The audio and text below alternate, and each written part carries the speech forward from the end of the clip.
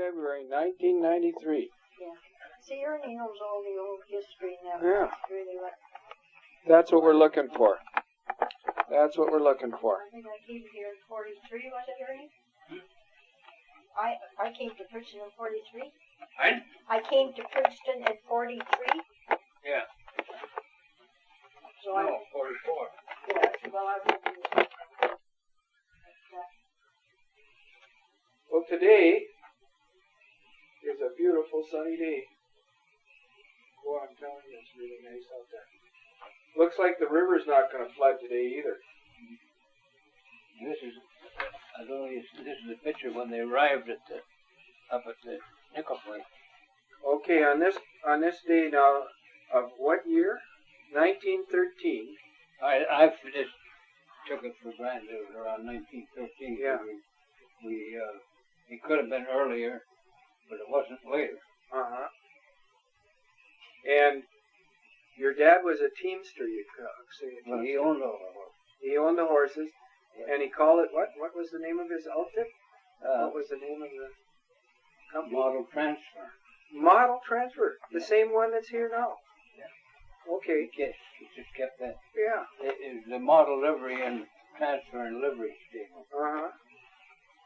And on this particular day, there were some boilers that had to be hauled from the steamboats over on the...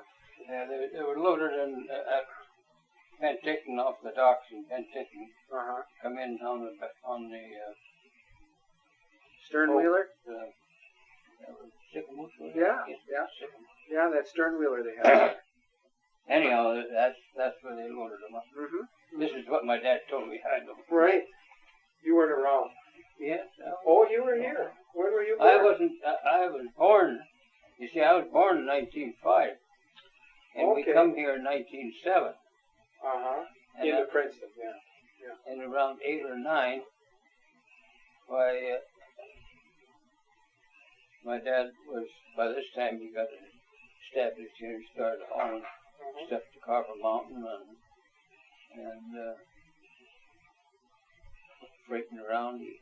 He hauled all the rails from CPR, Great Northern Railway in Princeton, where they couldn't where they was building the bridges.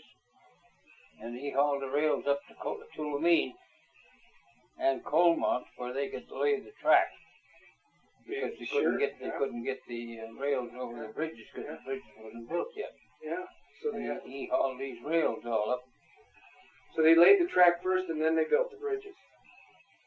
Well, they were working on the roadbed, Uh-huh. but the bridges wasn't built. Yeah. So that in order to be able to keep on going, he hauled all the rails up to Colmont and Tulameen. And by the time they got the bridges ready, why, they had all that railroad, that part of the railroad already done. Already built in, yeah, right. And well, So going back to this boiler operation here, you've got 5 pairs of horses, a 10-horse rig. yeah, but there's 2 of them were 6 horses, 3 teams. Oh, I see it. Yeah, right. They're one behind the other. The teams of the boilers on them is the 2 boilers has got 6 head of horses on them. Yeah, it took six big head. horses. Yeah. What kind of horses did your dad use? What were they? Oh, anything that was good. Anything that was tough and strong, Yeah. huh? Where would he get them? They'd buy them from the Indians. Uh-huh. Somebody come along and wanted to sell a horse that looked like it was any good, he'd buy it. Yeah. Them days they'd only take $15, $20 for a horse. Is that all? Yeah. So he might trade off too? Oh, yeah. Trading horses back and forth? He was on healing all the time. I'll bet he had some interesting deals too, huh? Did he ever tell you about any ones that backfired, or did he make any good deals that you... I'll tell you a little story. He had this horse, and this, I don't know, some Swede. He had this horse. He was a Price, nice looking horse. Geez, it was a dandy looking horse. And the Swede came in the barn and wanted to buy him. And my dad this is what my dad was telling me. He says, I told him, he says, you don't want that horse. Yeah. No, he says, I want that horse. He says, I'm going to have that horse. That's the horse I want. So my dad says to him, he was balky as hell. He wouldn't pull nothing. Yeah. He told this guy, he says, well, it'll do your heart good to see that horse pull. So the Swede went out of there with that horse, huh? He bought the horse and went out. And then he come back. I'll bet he came back. Said, that goddamn horse won't pull enough. Well, my dad said, I told you, do your heart good to see him pull.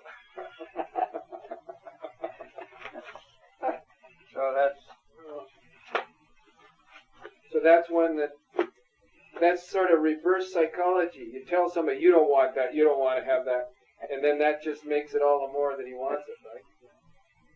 Another time I can remember Carl Stenwall's dad, when they first come to Princeton in 1918, I think it was, 17 or 18. They come from Phoenix over here. And Stenwall and Jacobson had a dairy in Phoenix. They drove all their cows all the way from Phoenix to Princeton. It took them about a week to get here, I guess. And they got so sore-footed that they couldn't hardly walk, walking on the gravel roads. And not too good at gravel. And my dad, Stenwall came into the barn one day and he says to my dad, he says, I want to buy a horse. And he was looking over the different horses in the barn. He says to my dad, he says, I want that horse right there.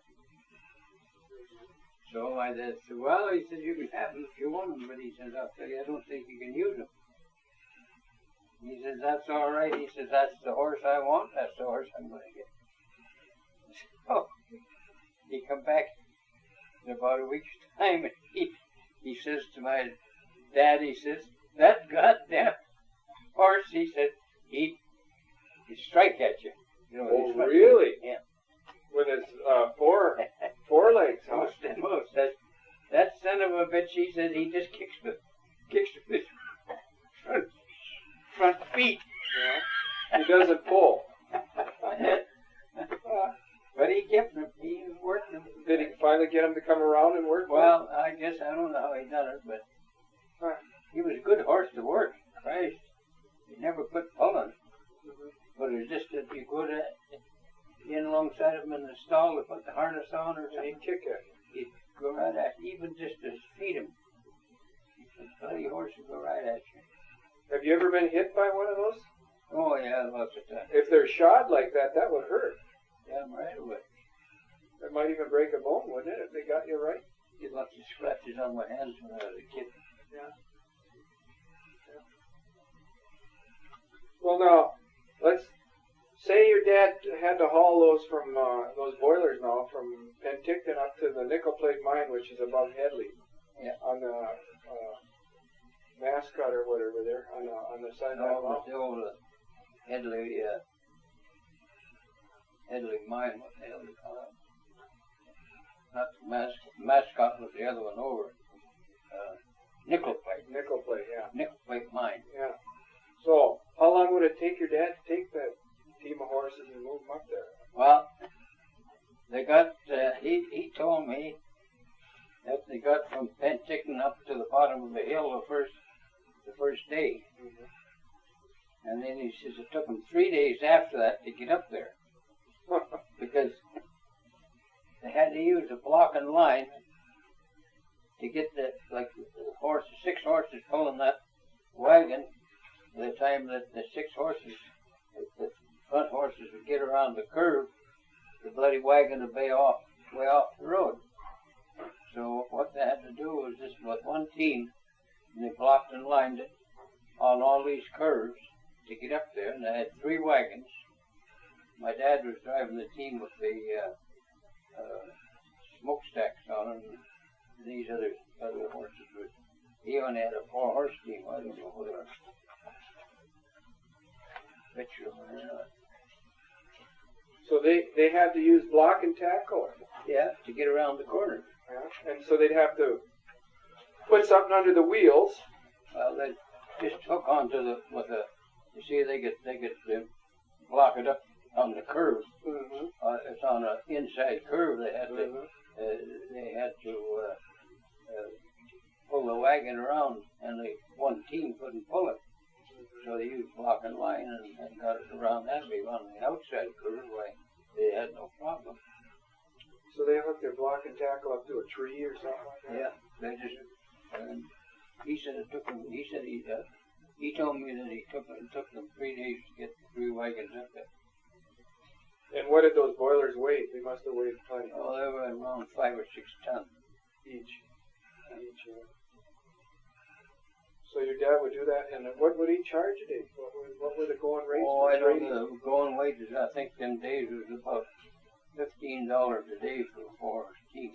It would be about $25 a day for a 6-horse. Yeah, and then that would include the man's wages too. Yeah. The man was included in that too.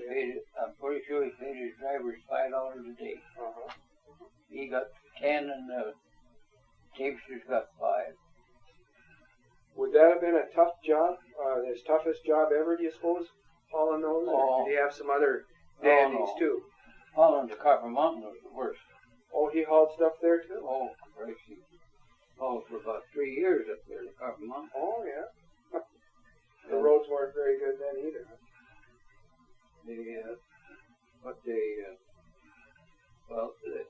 The real heavy stuff that you hauled it up in the wintertime. Mm-hmm. That big flywheel was up there, I remember that, and then the compressor. Mm-hmm. I remember them hauling that up. And you see, we had all these pictures, guys. I think I told you before, my sister burned all them pictures up that we had. Accidentally? Accidentally or on purpose? No, she just threw them in the fire. Stupid. And your dad must have been a photographer too. He must have liked it. No, everybody liked to get around and take pictures of his horses. Oh, so they gave him the pictures. Yeah. And then your sister destroyed them. Yes. Yeah. And he had all these pictures, and there was a lot of pictures of hauling stuff to Copper Mountain. Uh-huh. This big flywheel was about 15 feet in diameter, and that might have weighed more than sections. That might have weighed more than these boilers, huh? It took 8 horses to haul it up the steep parts of going to Copper Mountain. 8 teams, like 16 head of horses. They weighed about 7 or 8 tons. One half of it. The 2 wheels. It was in 2 sections. Yeah, like a wagon wheel, one on each end. Yeah. Yeah, right. I get you. you. When they got it together, they just bolted it together. Yeah. Uh-huh. And that was used on what? That was in the compressor. Oh. For the compressor. Oh yeah. It had a endless rope. Rope about that big around. And the wheel was grooved, for the rope. Oh yeah, I get you. Yeah. And it run there endless. I don't know how it worked. A pulley, like it was a pulley belt, right? It just kept running around and around and around. And it drove the compressor. And was that a steam operated deal? Or? Yeah. Yeah, it'd have to be. They didn't have electricity. No. What year would that have been? Yeah, 20s? Oh, I'd say about 1912 or 13. Oh, yeah. When they were just opening up. I think it would be that. You see, Copper Mountain was going, and then it shut down for a while, and then it started up again when the war broke out in 1914. But they never produced any oil, but concentrates, but it started to work again. And then I guess I think it was about 1921 or 2. It started up, and then it run until the Depression 1929, and it showed up again, and it closed down. Yeah. In history, mines are that way, ups and downs. Yeah. Oh, yeah. Closers, and it's hard on the families. It's really hard on the families. Job. Did your dad ever have a runaway team? Oh, I don't. Like something spooked them, and they took off? Never mentioned that. No, I don't think so. Not that I can remember. He had one horse that used to try to run away all the time, and he broke into that by putting what they call a flying W on him. Every time he started to run, it just pulled his rope and it pulled his front feet up from underneath him, and he'd fall down on the ground. Oh, so he learned not to. He'd done that about a dozen times, and he quit. He quit breaking. Yeah, quit trying to run. Yeah.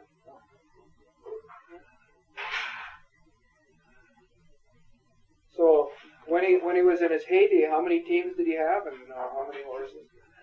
One time he had 42 head of horses in the barn up there, that old barn. And that was located right here in town. Yeah. Well, you've seen pictures of it. No, I haven't. I don't think so. What building now corresponds to where it was? Tulameen Motors? Yep. Oh, okay. Right by the bridge. Right on Main Street there.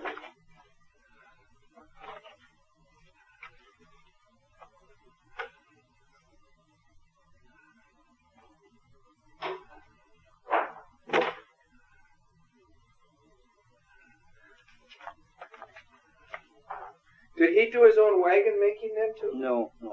Who would do that for him? Or did he buy them all? Was there anybody in town, a blacksmith or somebody that worked on wagons? Picture of his barn. There's his ad on his barn right there.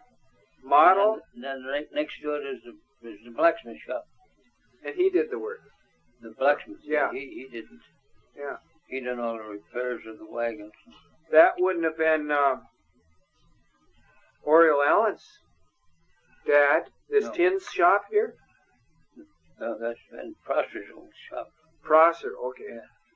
Okay. I think that's what you're looking at. Yeah. It says tin shop there. Oh. Here, no. Mosette. You remember the name Mosette? Yeah, but it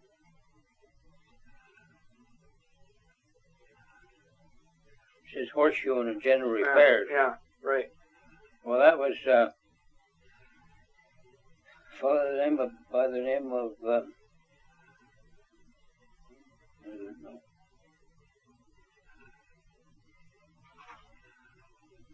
Del Rimple. Del Rimple. He started the shop, the blacksmith shop. Okay. Yeah. Then he sold out to Bob Taylor and Anderson. What the hell was his first name?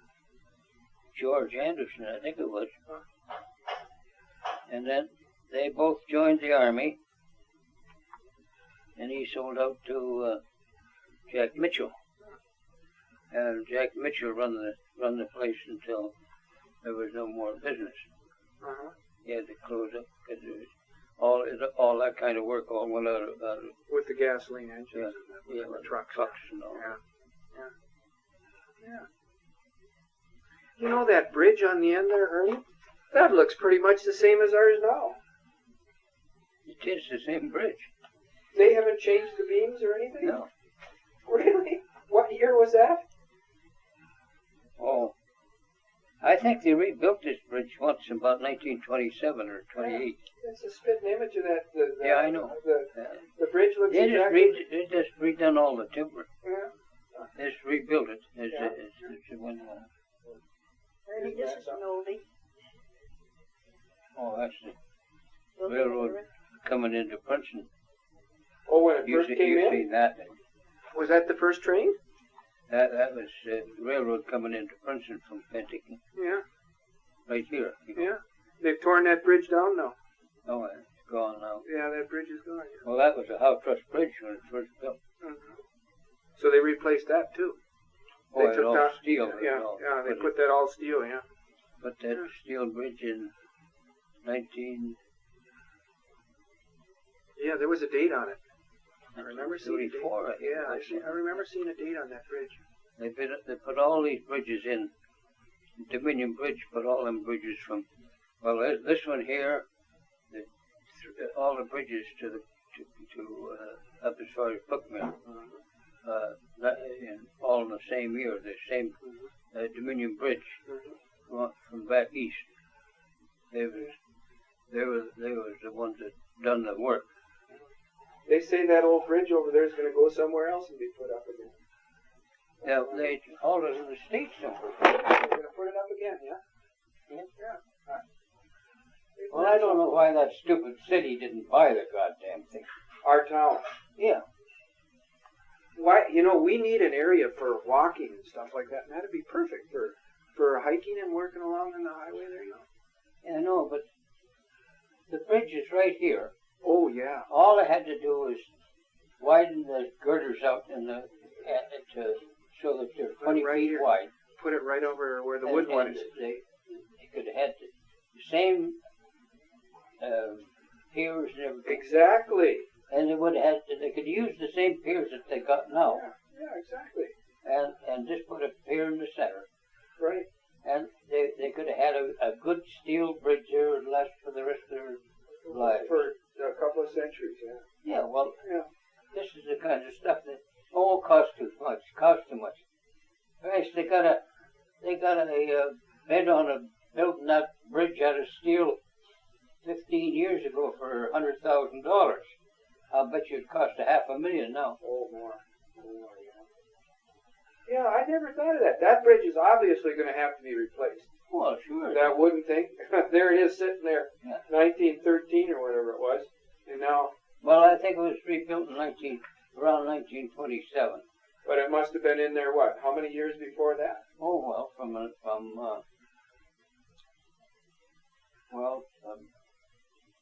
don't know. 25 years anyway, I'll bet, before they replaced it.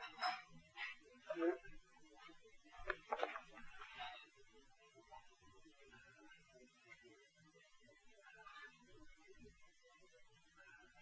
Well, this bridge was there in 1914, that bridge.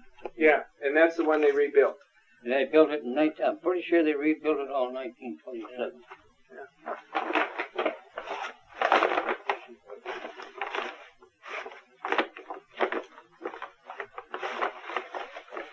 The part that burned recently at Tulameen Motors, was that the part that burned at Tulameen Motors? Was that your dad's building, or was that rebuilt later on? No, that was for the blacksmith shop one.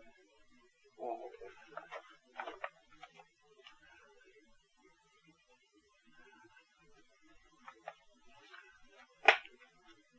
I showed you this picture of all those kids on the horse.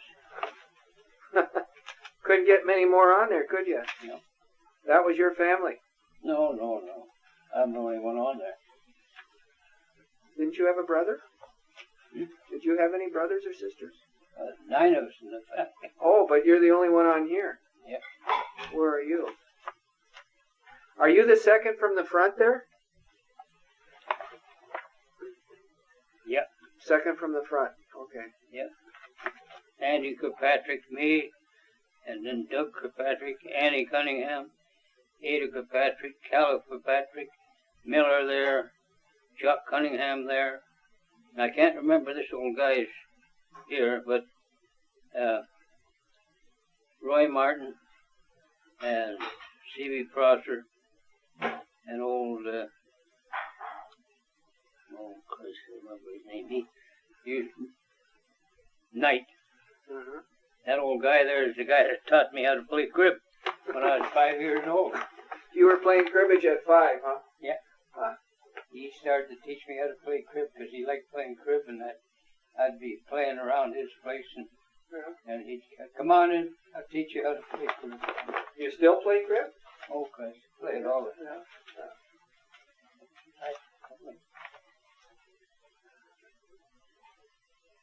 I think, Ernie, that would be one that they'd like to have in there. That one would be nice to get that duplicated. That one there is a picture of starting the Hope Station Highway. Mm-hmm. Starting right out of town. Yep. That's the hill. No, that's up at the 9 Mile. What are all these buildings down here? Oh, let's see. Let me have a look. Isn't that the hill coming out of town? No, that's right. Yeah, that's right. That goes up by yours. The Mohawk. No, right up by your store.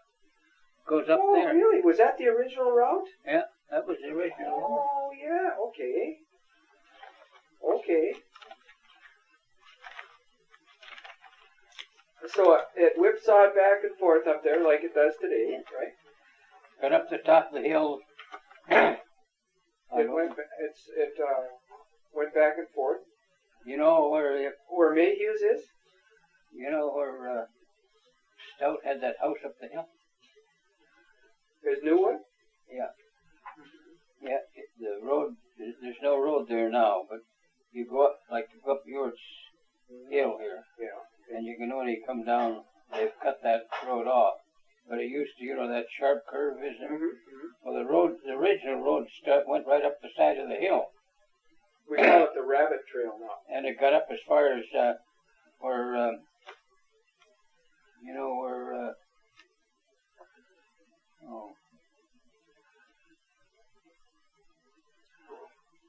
Roy Huff. Right. That house. Yeah. Well, he's a neighbor of mine up there. It turned there Mm-hmm. and went the way it goes now, right up. Okay, And I got it. It turned it and went sharp turn there and went on up the hill out towards Hope Break, I got it. 9 miles. But that was the original road.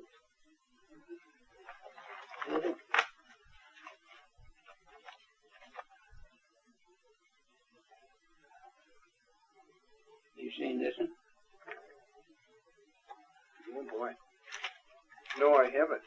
There's a big log building in the background and a whole bunch of men. That's the Jackson house. Not Jackson, Wallace. Wallace House. Yeah. Is that where they stay? Wallace Hotel. Yeah. And where? Right where the field store is now. Really? What a beautiful old house. How many men would stay in there? All these men were living there? I don't know. I guess There's got to be at least 35, 40 men there. Huh. Look at the faces on some of these old guys. You wouldn't know who that one is, would you? I don't know any of them. You don't know any of them? Okay. This was a Wallace house where Fields is now. Okay. What year would that have been in? Oh, it'd be Roughly. about 1904 or 5. That's when they had big enough trees around to build things like that. Well, when we first come to Princeton from Midway, Vermilion Avenue was nothing but stumps. Yeah. It was just up and down the main street where it is now. Yeah. And it wasn't very well looked after, It was just a road, and that was about all you could say about it. Did you ever get in on any of those races? Did you ever see them racing up and down Vermilion Street on horses? They used to have Oh, well, I remember the Klutschers race. That's the one I'm thinking of, yeah. Yeah. You actually saw one, huh? Here's it.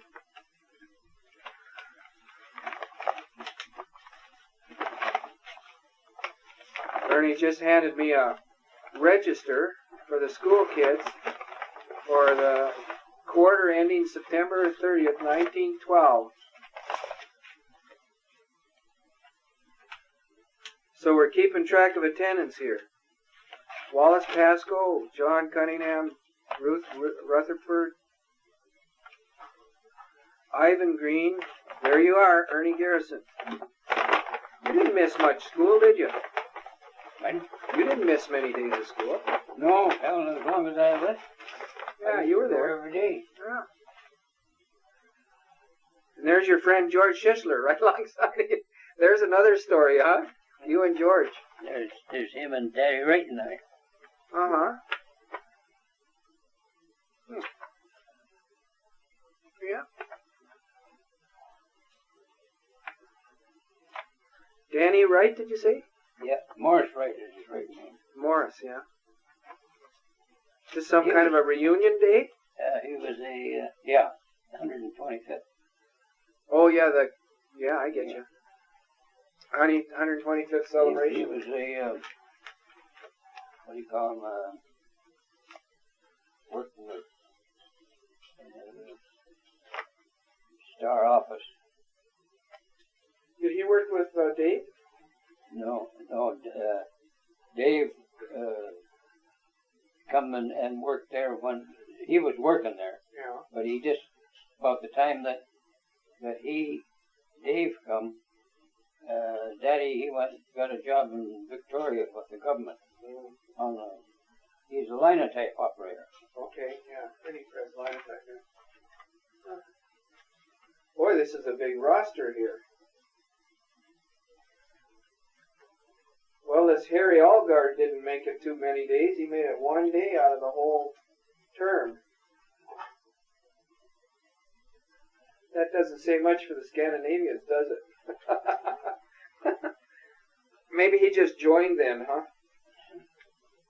Here's a picture of my dad hauling the logs from up there where that dog back road is.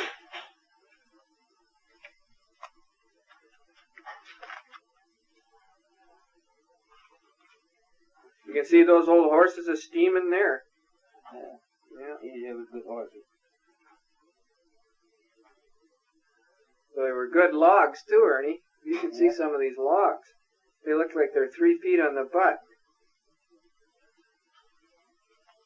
This here is a nice jam down there. This, you know where P.Y.'s Point is down there? Yeah, I know that. Just past P.Y.'s Point. That ice jam was there. Did you go down and see it? Oh, yeah. But everybody in town was down there. How much water got backed up? Oh, I forget now. Did you notice it back here in town, or didn't it get back right this way? here?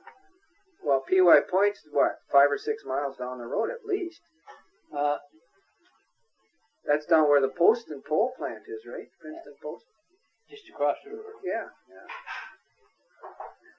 On that ice jam, Yeah. Mazette's lived in where these Mallets, he was a tinsmith. Yeah. Harry Mazette. Oriole Allen's yeah. father. Father, right, yeah. And there's son Eric, and Dorothy, and Oriole, and Florence. There Yeah. were 4. Yeah, okay. And Eric was out on this ice jam, and he slipped and got his foot caught in the ice under, so he couldn't get it out. Oh boy. And somebody hollered, I forget, some woman come from over there because they could hear him hollering out on the ice. Yeah. So I run with an axe Uh-huh. and chopped his foot so he could get out. And we didn't any more get off the ice, and away she went the whole works. Oh, brother. He's a lucky guy out there. Well, he's lucky he had you around to do something. Well, yeah. He's lucky somebody like you. There would be people that wouldn't do that, Ernie. They wouldn't run out there on that ice. well, like I wouldn't get too excited about it. Yeah. What time of this century was this? How long ago? Oh, I forget now what year that was. Probably maybe 1918 or 19, somewhere. You seen Speaking of ice jams, do you remember the one that was here that jammed up on the bridge and the water backed up on the streets? I heard the kids were actually catching fish on Halliford and some of those streets. The water came back up towards the post office there. Oh, it's right up here. The river's running down the street here. Yeah? Running down the street In front of your house. up by the bridge. Yeah? It converted itself and went down the street, and then went down as far as the where the pump station is down there. Turned and went back down into the river. Followed the old bed. But then, isn't that the true course of this river? I understood that at one time there was a branch that ran right through here. This river used to run here, the Smoky River. Right on Line Street. Right, went right down through here, Yeah. and out right there. The Tuolumne. Yeah. Yeah. Well, that was the Smoky. Smoky and Tuolumne used to join right here. And when they built the railroad, they converted it and used all the muck out of the tunnel and built this here, converted this Smoky River to go where it is now. So they filled in the river. Well, rerouted it over there. Yeah, well, you see, that's the trouble that, like, where all these houses, especially that house where you're living in, and the one next to it, that's exactly where the river comes through, right there.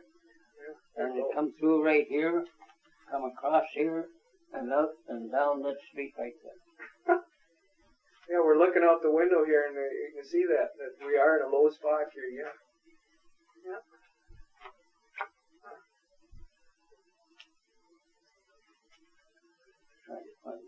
So they used the soil from the tunnel when they dug under that hill there, for the tunnel over there, and filled. That was the fill for here. Yeah, I never knew that.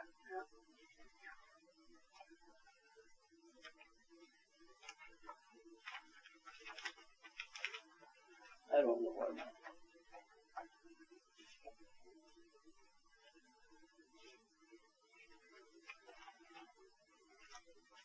I got a picture of that old bridge someplace.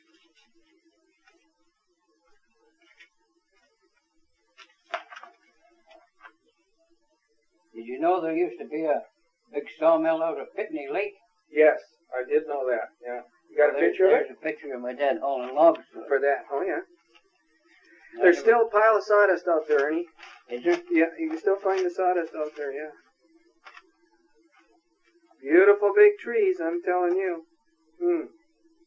That man, if he's 5'6" or 7, that tree is over 2/3 as tall as he is. So that's got to be a 4.5-foot butt on that tree. Is that your dad in the middle there with the horses? With the pointed hat? That's my dad standing on the log. Oh, it is? Oh, on the left. On the left there. Oh, okay. And that's my uncle on top of the log.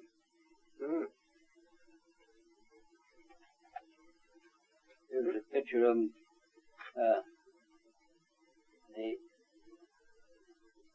I see how they load that log. They roll it up with a team over on this side. Yeah. Right over the top and dropped it into the bed, huh? Yeah. Gee. Those must have been pretty good axles. Were those wooden axles on those wagons, or were they steel? Oh, yeah. Oak? Oak. I guess so. All heavy wagon. Ah. Gee. There's a picture of him rolling the road down there at Tom Coyne's old place. Oh, yeah. He got called in for all the heavy work, didn't he? Yeah. Well, he had all the equipment to do it with. Yeah. So he's got an old steamroller. Was that full of water then? No, it's just a steel roller. Yeah. Big wheel roller. And if you wanted to turn it around, all you just trip the lock, and you could swing the horses right around, and you wouldn't have to turn the roller, just go back the other way again. You've seen the pictures of the train wreck, didn't you? Hey, where did that occur? Around here? Is that along? That was just the other side of the... Is that up the Otter Valley? Just the other side of the tunnel. You know where Kenny Thomas' ranch is up there? Yeah. Well, just at the far end of the field, right there. Yeah, I see his field down there, right? That was a passenger too, wasn't it? Passenger train. Yeah. Anybody get hurt? No, nobody got hurt. That rock come down, took the baggage car right out of the train. Rolled off the mountain there. Yeah. Off of Peterson's Bluff. Well, or a little further. No, it wouldn't be down. It would be this side of Peterson's Bluff. It'd be just where you can just about see where the road goes around. I don't know how they got a picture of it. What a deal. Huh. Here's a picture of John Gibson. He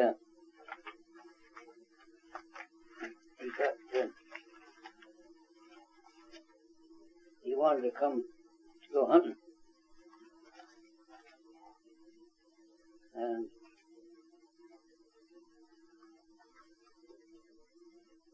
when he got up there, he hurt his knee. He hurt his knee in the garage on a bumper or some damn thing. And he wanted to go anyhow, hunting. And he got up there, and in case he got blood poisoning. Oh no. So anyhow, we got the I had a kettle there. Well, it was a dish pan full of hot water, and all the cloths we had was a gunny sack. So you made poultices, huh? No, I had just hot water. I kept putting hot water on it all night long. I stayed up all bloody night. Just bathing his knee. And Garth Carmichael was with us. 3 of us were up there. So he said the next day, he said, God, he said, I think you have to take me. He said, I can't stand it any longer. Because she's in the hospital there for a week after we got home. So we loaded him on the horse. I can see him there. And went out. And Garth and I, we come out and brought him in his truck to town. And then I had my truck. So Garth drove his truck down, and then we left him, took him home, and they took him right to the hospital. And we went back. Garth and I went back, and we took the horses and went back to the cabin. See? And John was still in the hospital when we got back, when we got home. But, I know how he likes to hunt. Yeah, I'll bet that was painful for him to have to leave it, but blood poisoning. There's a good picture of it. Oh yeah, that same accident. The rock rolled it right into the field, huh? Yeah. Gee. What a revolting development that is. What a revolting development that is. To be driving along and have a rock come off and clean the train off the track. Huh. There's about a 1916 shell. Is that your dad too? No. And this power saw come, and it didn't miss me by this much, right alongside of my neck. Did it get any of the clothing? Did it rip the clothes? No. Just come out of the sack, and that old mare, by God, I could give her credit for that. She laid there until I got out of that, and then she got up. Yeah. We had a horse when we ran up to the mountains there. I told you in the Bob Marshall Wilderness area. No, I didn't finish that, did I? We took horses that Sunday. We took horses up the mountain there, and Mel Shower was the guy that took me there. The saddle flipped right around when his daughter was on that horse and went right underneath, and the daughter was hanging on, Never fell out of the saddle and fell on. I guess she fell on the ground. That horse just stood still. It would not move. It was trembling because it knew it was dangerous. He said the horse knew it was a danger there with that little girl underneath there. How old was the girl? Oh, 2 or 3 years old. That's all. He had his kids on horses before they could run out of diapers. Oh, they're smart, all right. Yeah? They're smart. Yeah, those horses are pretty Good riding horse. Yeah. Well, I got to go up to the hospital. Marcy's mom, she's visiting her mom up there. So. Is Peggy in the hospital? Oh, she's got cancer bad. Oh, is she? I didn't. Who's that? Peggy, did you know? Peggy, Marcy's mom. Oh. Well, we knew that she had cancer, but didn't know it was that bad. The doctors only give her a couple of weeks. Is that right? I think she might last longer. She's a strong woman, She was in good shape, but the weight, she's just lost all her weight. Sad. Her spirits are good, though. She's really a wonderful person that way. That's too bad. John's going to tell Marcia to come and pick up the paper. Starting Monday. Monday morning. Okay. And then she can keep it there until we come back. And then we'll she get can it pick back it up. again. Excuse me, Ernie. She can pick it up every day then? Yeah, until we she come can back? pick it up every Yes. day. So there Yeah. might be 6, 7 papers or something. You know, 5, 6. Six papers. Yeah. Oh, well, that's all right. Then we can get them back, and she can read them, and we can get them back. Yeah, we'll save them for you. Yeah. Yeah. Okay. So anyway, this has been another good visit. I've enjoyed it. We do. You know, people tell me I should have been born in the early days because I enjoy those times more. I'm always reading that magazine called The Western Producer. Yeah. Remember that in that Oh, yeah. the Western People insert that they put in the Western Producer newspaper that came up? Remember? Yeah.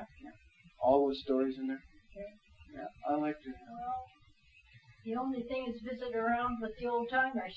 Well, this is what I do as much as I Kip can. Summers was around, or Yeah. some of those. I'd sure like to talk to Phyllis Miller, but she's just a little reluctant to. Yes.